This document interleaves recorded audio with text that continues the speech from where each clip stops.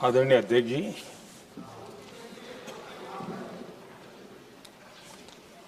इस महत्वपूर्ण विधेयक पर आज सुबह से चर्चा प्रारंभ हुई है।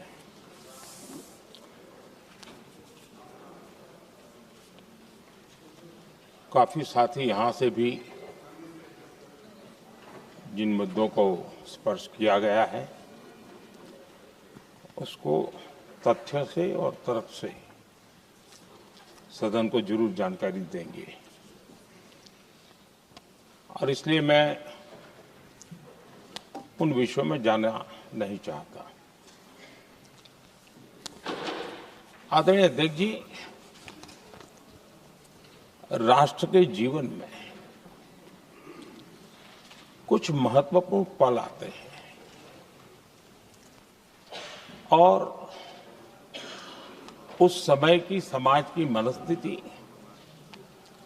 और नेतृत्व की क्षमता उस पल को कैप्चर करके एक राष्ट्र की अमानत बना देती है, एक मजबूत धरोहर तैयार कर देती है। मैं समझता हूं कि भारत के संसदीय लोकतंत्र के इतिहास में ये वैसे ही पल है। आवश्यकता तो ये थी कि 25-30 साल पहले जब से विचार सामने आया, आवश्यकता महसूस हुई, हम इसको लागू कर देते और हम आज उसको काफी परिपक्वता तक पहुंचा देते हैं और आवश्यकता के अनुसार उसमें समय समय पर सुधार भी होते हैं और यही तो लोकतंत्र की ब्यूटी होती है। हमारी मदर ऑफ डेमोक्रेसी है, हमारी हजारों साल की लोकतंत्र की एक विकास यात्रा रही है और उस विकास यात्रा में एक नया आयाम जोड़ने का एक शुभ अवसर सदन के हम सभी साथियों को मिला है और मैंने प्रारंभ में कहा है कि हम सब भाग्यवान हैं कि हमें ऐसे महत्वपूर्ण और देश की आधी आबादी को इस राष्ट्र निर्माण की नीति निर्धारण प्रक्रिया में हिस्सेदार बनाने का सौभाग्य मिल रहा है।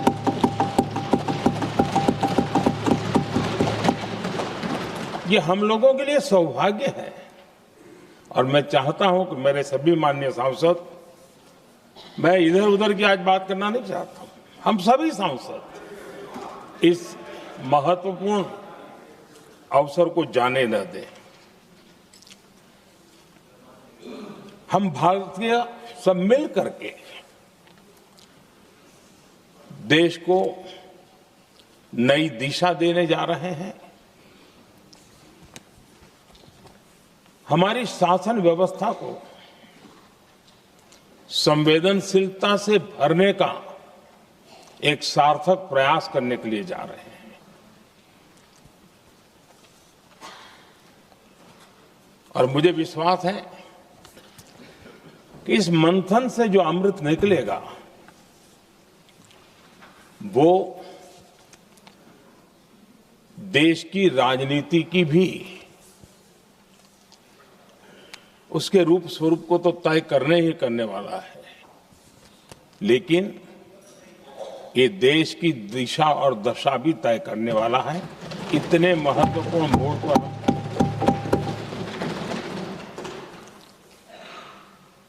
आदरणीय अध्यक्ष जी, 21वीं सदी में भारत एक नए आत्मविश्वास के साथ आगे बढ़ रहा है। विश्व में भी आज भारत की स्वीकृति हम सब महसूस कर रहे हैं और ये हम सबके लिए गौरव का पल है।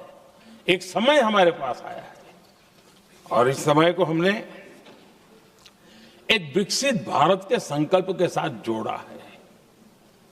और मैं पक्का मानता हूं कि विकसित भारत का मतलब केवल उत्तम प्रकार के रेल, रास्ते, इंफ्रास्ट्रक्चर या कुछ आर्थिक प्रगति के आंकड़े, सिर्फ इतने से ही विकसित भारत की सीमित कल्पना वाले हम लोग नहीं हैं।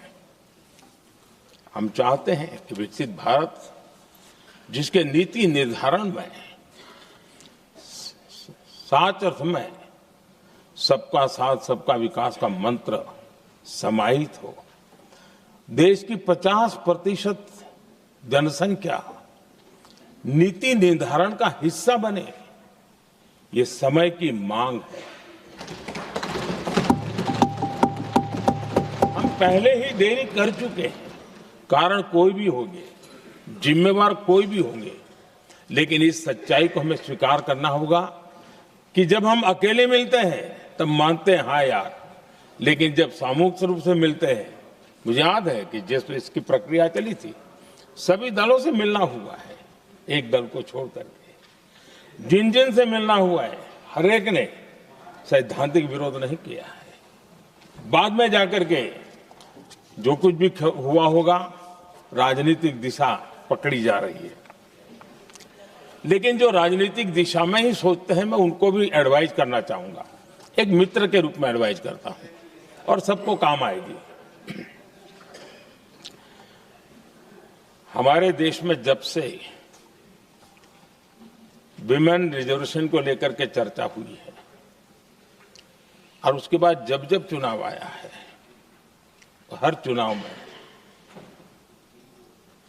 महिलाओं को मिलने वाले इस अधिकार का जिसने विरोध किया है, जिसने विरोध किया है, देश की महिलाओं ने उन्हें माफ नहीं किया है। उनका हाल बुरे से बुरा किया है। लेकिन ये भी देखिए कि 24 के चुनाव में ऐसा नहीं हुआ। क्यों नहीं हुआ? ये इसलिए नहीं हुआ कि 24 में सबने सहमति इसको पारित किया, तो ये विषय ही नहीं रहा। किसी के पक्ष में पॉलिटिकल फायदा नहीं हुआ, किसी का नुकसान भी नहीं हुआ। सहज रूप से जो मुद्दे थे, उन मुद्दों के आधार पर चुनाव लड़ा, क्योंकि 24 में सब साथ में थे। कुछ लोग यहां हैं, कुछ लोग नहीं है, लेकिन सब साथ में थे। आज भी मैं कहता हूं, अगर हम सब साथ में जाते हैं तो इतिहास गवाह है कि किसी एक के राजनीतिक पक्ष में नहीं जाएगा। ये देश के लोकतंत्र के पक्ष में जाएगा, देश के सामूहिक निर्णय शक्ति के पक्ष में जाएगा और हम सब उसके यश के हकदार होंगे। न ट्रेजरी बैंक उसका हकदार रहेगा, न मोदी उसका हकदार रहेगा, यहां बैठे हुए सब हकदार रहेंगे। और इसलिए जिन लोगों को इसमें राजनीति की बू आ रही है, मैं चाहूंगा कि वो खुद के परिणामों को पिछले 30 साल में देख ले। फायदा उनका भी इसी में रास्ता दिखाता हूं, इसी में फायदा है कि जो नुकसान हो रहा है उसे बच जाओगे। और इसलिए मैं समझता हूं कि इसको राजनीतिक रंग देने की जरूरत नहीं है। आदरणीय अध्यक्ष जी, मुझे याद है तब तो मैं शासकीय व्यवस्था की राजनीति में नहीं था, मैं एक संगठन के कार्यकर्ता के नाते काम करता था। उस समय एक चर्चा सुनने को मिलती थी गलियारों में कि देखिए ये कैसे लोग हैं,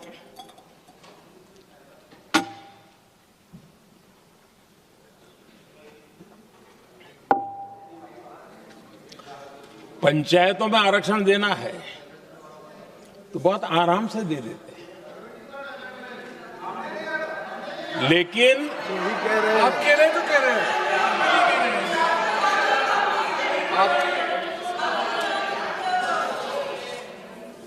पंचायतों में आरक्षण देना है तो आराम से देते हैं, क्योंकि उसमें उनको खुद का पद जाने का डर नहीं लगता है।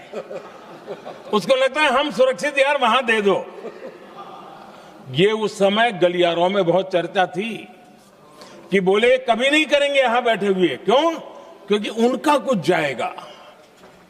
और इसलिए और बगे पंचायत का हो जाता है, 50% तक पहुंच गए। मैं राजनीतिक दृष्टि से और भी एक बात समझाना चाहता हूं साथियों। आज से 25 साल 30 साल पहले जिसने भी विरोध किया तो विरोध राजनीतिक सतह से नीचे नहीं गया था। आज ऐसा समझने की गलती मत करना। पिछले 25-30 साल में ग्रास रूट लेवल पे पंचायती चुनाव व्यवस्थाओं में जीत करके आई हुई बहनों में एक पॉलिटिकल कॉन्शियसनेस है। वे ओपिनियन मेकर हैं ग्रास रूट लेवल पे। 30 साल पहले वो शांत रहती थी, बोलती नहीं थी, समझती थी, बोलती नहीं थी। आज वो वोकल है।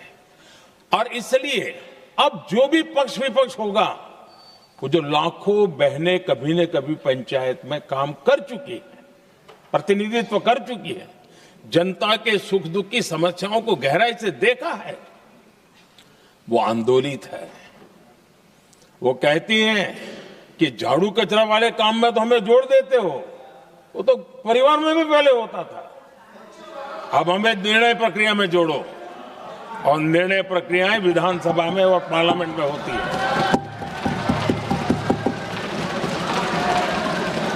और इसलिए मैं राजनीतिक जीवन में जो लोग प्रगति चाहते, मैं किसी भी सांसद की बात करता हूं, किसी भी एमएलए की बात करता हूं, ये दल वो दल की बात मैं नहीं कर रहा हूं। जो भी राजनीतिक जीवन में सफलतापूर्वक आगे बढ़ना चाहते हैं, उनको ये मान के चलना पड़ेगा कि पिछले 25-30 साल में लाखों बहनें ग्रास रूट लेवल पर लीडर बन चुकी हैं। अब उनके अंदर सिर्फ यहां 33% का नहीं, वहां भी वो आपके फैसलों को प्रभावित करने वाली है। और इसलिए जो आज विरोध करेंगे उसको लंबे समय तक कीमत चुकानी पड़ेगी, लंबे समय तक कीमत चुकानी पड़ेगी। और इसलिए राजनीतिक समझदारी भी इसी में है कि हम ग्रास रूट लेवल पर महिलाओं की जो पॉलिटिकल लीडरशिप खड़ी हुई है, उसको आपने अब कंसीडर करना पड़ेगा। यहां मैंने सुना हमारे मुलायम सिंह जी थे, तब से एक विषय चला रहे हैं, उनके परिवार वाले भी चला रहे हैं। आप देश की बहनों पर भरोसा करो ना, उनकी समझदारी पर भरोसा करो। एक बार 33% बहनों को यहां आने दो, आकर के उनको निर्णय करने दो, किसको देना है, किसको नहीं देना है, इस वर्ग को देना, उस वर्ग को देना, करेंगे वो निर्णय। हम उनके सामर्थ्य पर आशंका क्यों करते भाई? एक बार आने तो दो, उनको आने तो दो। जब आएंगे तो 34 पे और दूसरा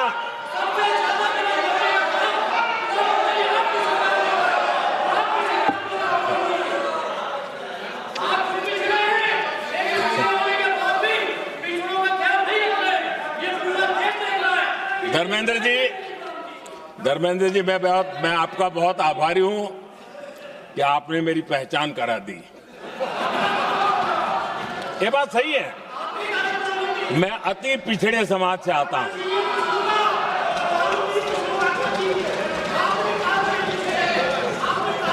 धर्मेंद्र जी, मैं आपका बहुत आभारी हूं। और अखिलेश जी मेरे मित्र हैं तो कभी कभी मदद कर देते हैं।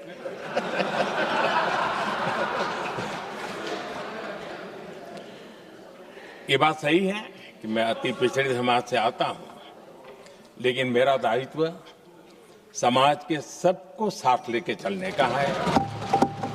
और यही मेरे संविधान ने मुझे यही रास्ता दिखाया है। मेरे लिए संविधान ही सर्वोपरि है।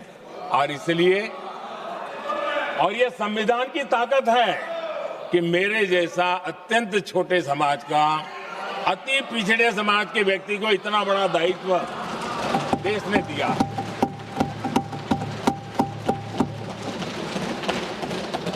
और इसलिए मैं तो देशवासियों का ऋणी हूं और मैं तो संविधान निर्माताओं का ऋणी हूं कि जिसके कारण आज मैं यहां हूं। लेकिन आदरणीय अध्यक्ष जी, पिछड़ी जाति का स्वीकार कर रहे हैं, लेकिन हम पिछड़ी जातियों के साथ अन्याय न करें, इतना निवेदन है। आदरणीय अध्यक्ष जी, आज जीवन के हर क्षेत्र में हम देखें कि नारी शक्ति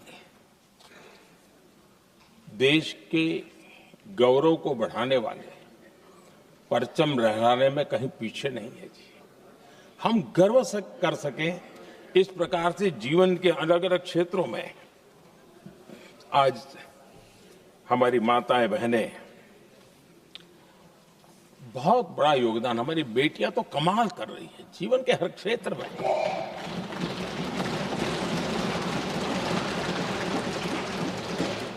इतना बड़ा सामर्थ्य, उसको हम हिस्सेदारी से रोकने के लिए क्यों इतनी ताकत खपा रहे हैं जी? उनके जुड़ने से सामर्थ्य बढ़ने वाला है। और इसलिए मैं आज अपील करने आया हूं आपके पास कि इसको राजनीति के तराजू से मत तोलिए। ये राष्ट्रहित का निर्णय है।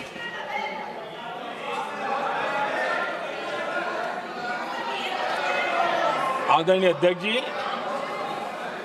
आज का हमारे सामने अवसर एक साथ बैठ करके एक दिशा में सोच करके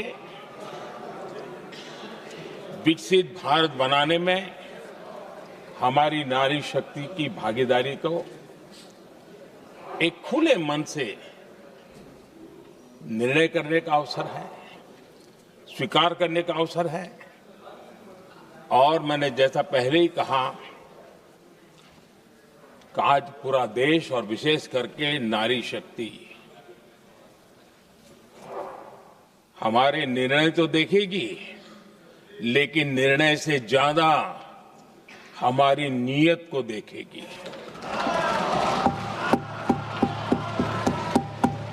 और इसलिए हमारी नीयत की खोट देश की नारी शक्ति कभी माफ नहीं करेगी।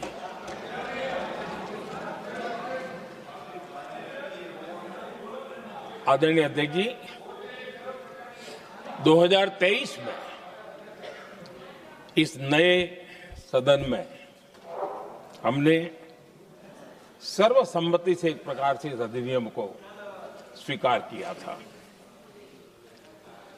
पूरे देश में खुशी का वातावरण बना, उस पर कोई राजनीतिक रंग नहीं लगे और इसलिए वो कभी राजनीतिक इश्यू भी नहीं बना। तो एक अच्छी स्थिति है। अब सवाल ये है कि हमें कितने समय तक इसको रोकना है। अब यहां जो लोग जनसंख्या वगैरह के विषय उठाते हैं, क्या आपको मालूम नहीं है? मैं चाहूंगा कि अमित भाई अपने भाषण में इन सारी चीजों का उल्लेख करेंगे, जब कि हमने जनगणना के संबंध में कब कब क्या क्या किया था, बाद में कोविड आया, उसके कारण क्या मुसीबत आई, कैसे रुकावटें आई, ये सारी बातें हम सबके सामने हैं, इसमें कोई विषय नहीं है। लेकिन पिछले दिनों जब हम 23 में चर्चा कर रहे थे, तब भी व्यापक रूप से बात ये थी कि इसको जल्दी करो। हर कोई कह रहा था जल्दी करो। अब 24 में संभव नहीं था क्योंकि इतने कम समय में करना मुश्किल था। अब 29 में हमारे पास अवसर है। अगर हम 29 में भी नहीं करते तो ये स्थिति क्या बनेगी हम कल्पना कर सकते हैं। फिर हम देश की माताओं बहनों को ये विश्वास नहीं बना पाएंगे कि हम सचमुच में प्रयास सच्चे अर्थ कर सकते थे। और इसलिए समय की मांग है कि अब हम ज्यादा विलंब न करे। इस दरमियान राजनीतिक दल के लोगों से, संविधान के जानकार लोगों से, जो महिलाओं में एक्टिविस्ट के नाते काम करने वाले, ऐसे लोगों से भी कई चर्चाएं हुई। कुछ लोगों ने खुद होकर के भी सुझाव दिए। सारा मंथन करते करते करते, और यहां भी सभी दलों से लगातार बातें इनकी होती रही है।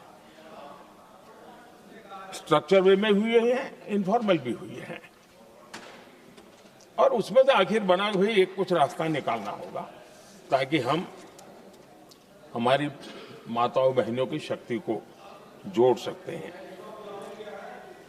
आदरणीय अध्यक्ष जी, मैं एक बात जरूर कहना चाहूंगा। यहां बैठकर के हमें किसी को संविधान ने देश को टुकड़ों में सोचने का अधिकार ही नहीं दिया है। जो शपथ लेके हम बैठे हैं ना, हम सबको एक राष्ट्र के रूप में विचार करना हमारा दायित्व बनता है। चाहे कश्मीर हो या कन्याकुमारी, हम टुकड़ों में न सोच सकते हैं, न टुकड़ों में हम निर्णय कर सकते हैं। और इसलिए निराधार रूप में, जिसमें कोई सच्चाई नहीं, रत्ती भर सच्चाई नहीं है, सिर्फ राजनीतिक लाभ लेने के लिए जो बवंडर खड़ा किया जा रहा है, मैं आज बड़ी जिम्मेवारी के साथ इस सदन में, इस पवित्र जगह से कहना चाहता हूं, चाहे दक्षिण हो, उत्तर हो, पूर्व हो, पश्चिम हो, छोटे राज्य हो, बड़े राज्य हो, मैं आज एक जिम्मेवारी से कहना चाहता हूं कि निर्णय प्रक्रिया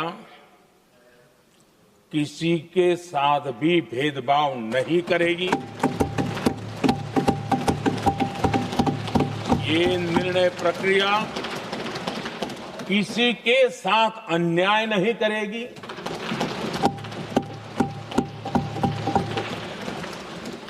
भूतकाल में जो सरकारें रही और जिनके कालखंड में जो परिसीमन हुआ और जो अनुपात उस समय से चला आ रहा है, उस अनुपात में भी कोई बदलाव नहीं होगा और वृद्धि भी उसी अनुपात में होगी।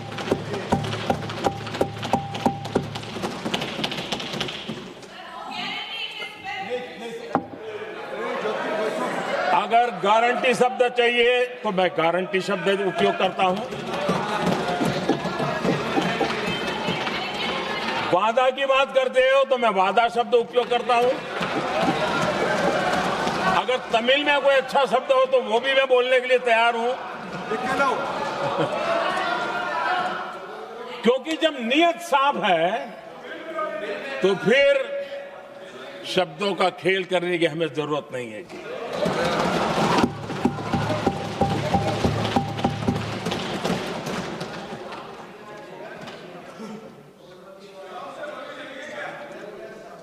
आदरणीय अध्यक्ष जी, मैं आज सदन के सभी साथियों को ये भी कहना चाहता हूं कि साथियों, हम भ्रम में न रहे।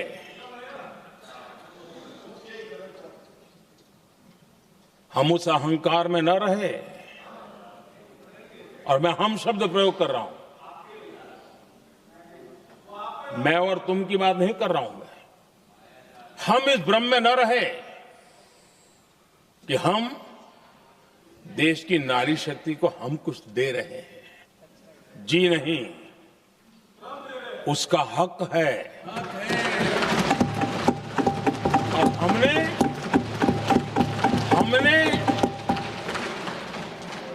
कई दशकों से उसको रोका हुआ है। आज उसका प्रायश्चित करके हमें उस पाप में से मुक्ति पाने का यह अवसर है।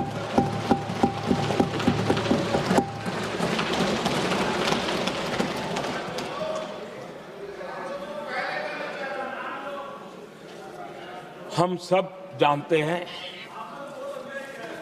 हर एक ने कैसे चालाकी की है, हर बार चतुराई की। बिल्कुल, हम तो इसके पक्ष में ही हैं, लेकिन हम इसके साथ ही है, लेकिन हर बार कोई न कोई टेक्निकल पूछ लगा दी इसको और इसको रोका गया। हर बार ऐसी चीजें लाई गई है। हिम्मत नहीं है कि हम 33% महिलाओं के आरक्षण का विरोध कर पाए। वो तो जमाना चला गया।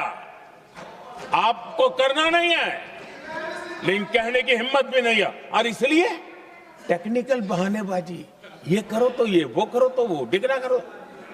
अब देश की नारी को नहीं समझा पाओगे। सदन में नंबर का खेल क्या होता है वो तो समय तय करेगा, लेकिन ये पक्का है कि अब इन भांति भांति के बहानेबाजी, भांति भांति टेक्निकल मुद्दों के आधार पर चीजों को उलझा करके 3 दशक तक इसको अड़ंगे डाले हमने, फंसा के रखा। आपने जो अचीव करना था कर लिया, अब छोड़ दो ना भाई। 3 दशक कम पड़ते हैं क्या रोकने में? 3 दशक तक आपने रोका, फिर भी कुछ कर नहीं पाए, तो अब तो करो।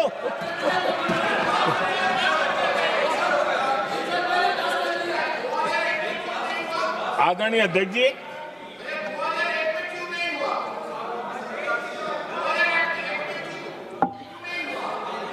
यहां कुछ लोगों को लगता है, आदरणीय अध्यक्ष जी, यहां कुछ लोगों को लगता है इसमें कहीं न कहीं मोदी का राजनीतिक स्वार्थ है।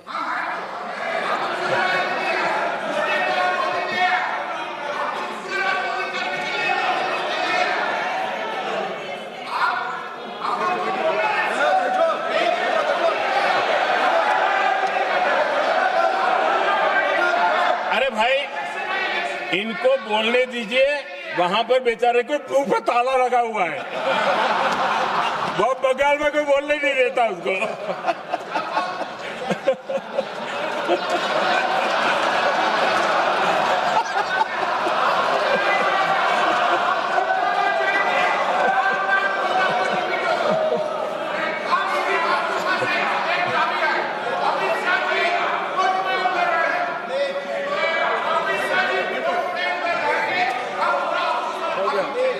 आदरणीय अध्यक्ष जी,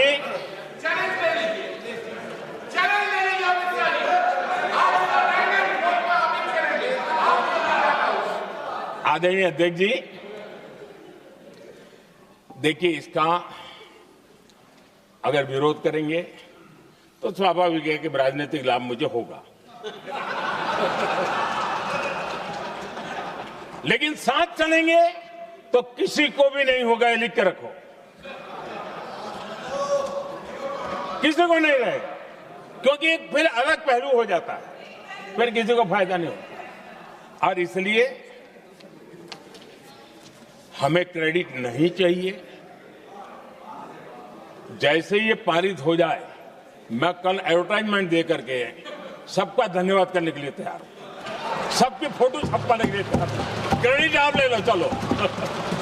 क्रेडिट की चिंता है क्या है जी? ले लो ना क्रेडिट। आपको जिसकी फोटो छपवानी है सरकारी खर्चे से हम करवा देंगे।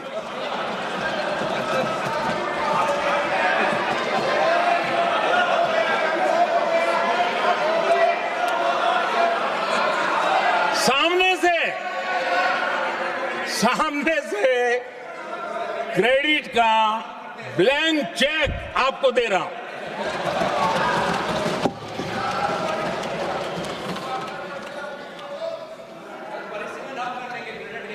आदरणीय अध्यक्ष जी, हमारी संसदीय लोकतंत्र में महिलाओं की भागीदारी ये सिर्फ आंकड़ों का खेल या एक लोकतांत्रिक व्यवस्था में सुधार इतना सीमित नहीं है। लोकतंत्र की जननी के रूप में, मदर ऑफ डेमोक्रेसी के रूप में ये निर्णय भारत का कमिटमेंट है, ये सांस्कृतिक कमिटमेंट है।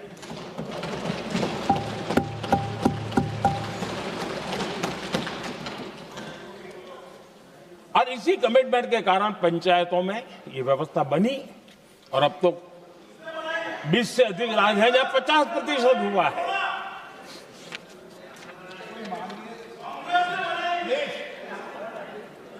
और हमने अनुभव किया है, मुझे लंबे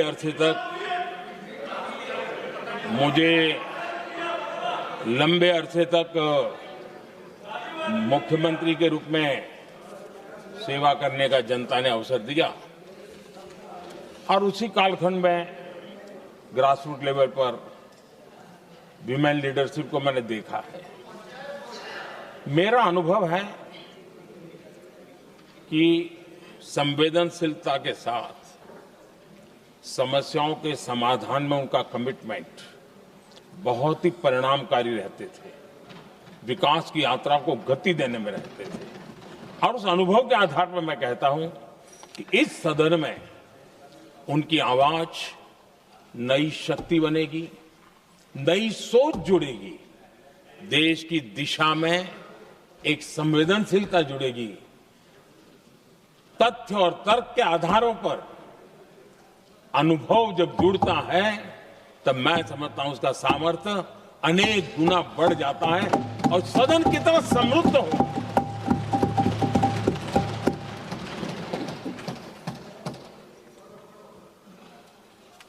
आदरणीय अध्यक्ष जी, हमारे देश में अनुभवी नारी शक्ति की कोई कमी नहीं है, सामर्थ्यवान में कोई कमी नहीं। हम भरोसा करें वे कंट्रीब्यूट करेंगे, बहुत अच्छा कंट्रीब्यूट करेंगे।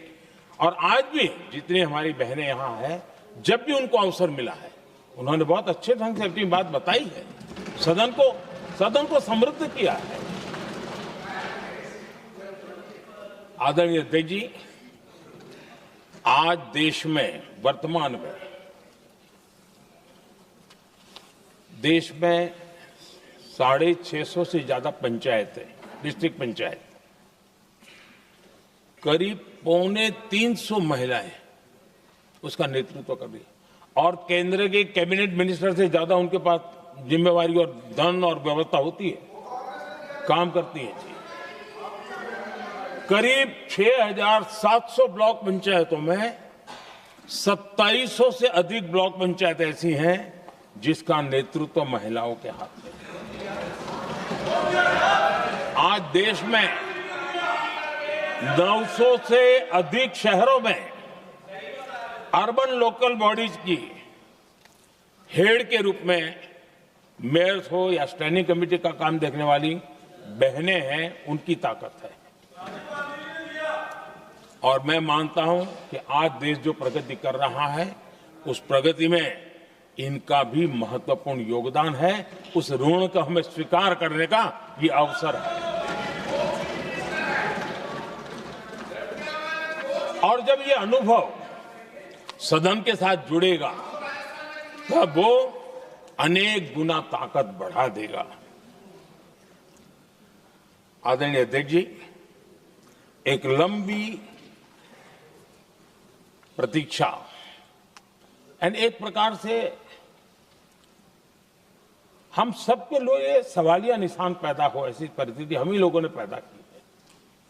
ये अवसर है कि हम पुरानी जो कुछ भी मर्यादाएं रही होगी, मुश्किलें रही होगी, उसे बाहर निकले, हिम्मत के साथ हम आगे बढ़े और नारी शक्ति का राष्ट्र के विकास में उनकी सहभागिता को हम सुनिश्चित करें। और मैं पक्का मानता हूं कि अगर आज हम मिलकर के निर्णय करते हैं, और मैं तो आग्रह करूंगा कि हमें सर्वसम्मति से इसको आगे बढ़ाना चाहिए। और जब सर्वसम्मति से बढ़ता है तो ट्रेजरी बेंच पर एक दबाव रहता है, उनको भी लगता है भाई सबका इसमें हक है, हर एक की बात मान के चलो, कोई नुकसान नहीं है। सामूहिक शक्ति से तो अनेक परिणाम हमें अच्छे मिलते हैं। आदरणीय अध्यक्ष जी, मैं ज्यादा समय न लेते हुए इतना ही कहूंगा कि इसको राजनीति के तराजू से न तोलें। हम जब भी कुछ निर्णय करने जा रहे हैं तो देश के इतने बड़े देश का आधा जिम्मा जो उठा रहे हैं उनका भी कोई हक बनता है यहां आने का। हमें रोकना नहीं चाहिए। और दूसरा, संख्या के संबंध में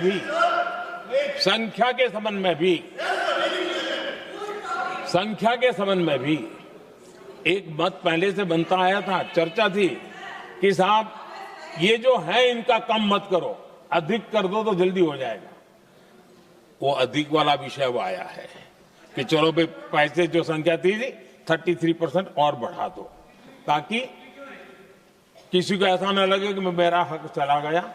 एक नई शक्ति जुड़ेगी, अतिरिक्त शक्ति जुड़ेगी। और अब सदन की रचना भी तो अब पहले से हमने सोच कर रखा है, जगह तो बना ली है। और आदरणीय अध्यक्ष जी, मैं लाइटर में मैं जरूर कहना चाहूंगा, हर एक के अपने राजनीतिक कारण होते हैं और पराजय का डर जरा हैरान करने वाला होता है, लेकिन अपने यहां जब कोई भी शुभ काम होता है उसको नजर न लग जाए, इसलिए काला टीका लगाने की परंपरा है। मैं आपका धन्यवाद करता हूं काला टीका लगाने के लिए। बहुत बहुत धन्यवाद।